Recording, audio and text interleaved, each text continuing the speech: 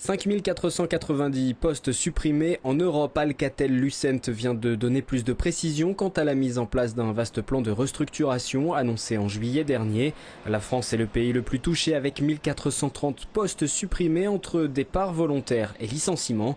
Dans le cadre de ce programme performance, l'équipementier de téléphonie prévoit aussi d'abandonner les zones géographiques non rentables, dont le campus de Vélizy. C'est ce qu'ont appris les quelques 2400 salariés de ce site vendredi dernier. C'est quand même un gros choc parce que le nombre de suppressions d'emplois annoncées est quand même bien plus important que ce qu'on craignait. Là on est quand même à 1430 sur la France, c'est énorme. Avec en plus la fermeture du site de Vélizy, c'est vraiment le choc ici. Il faudra des mobilisations, il faudra sûrement qu'on aille au siège social.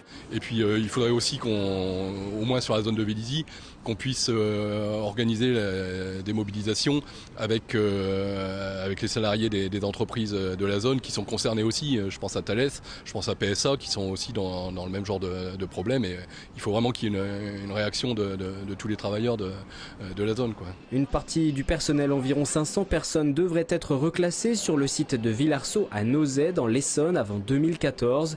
Le gouvernement a fait savoir qu'un plan d'action pour l'ensemble de la filière des équipementiers de télécom est en préparation.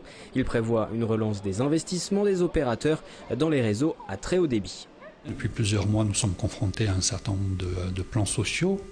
Et c'est souvent des conditions évidemment dramatiques pour les salariés. Moi, je serai à la disposition, évidemment, s'ils le souhaitent, des salariés de Vélizy pour intervenir, pour les aider, pour contribuer à ce que des choses puissent être faites. Nous venons d'apprendre cette nouvelle, donc je ne peux pas aller plus loin, si vous voulez, techniquement, là aussi sur des choses qui pourraient être envisagées.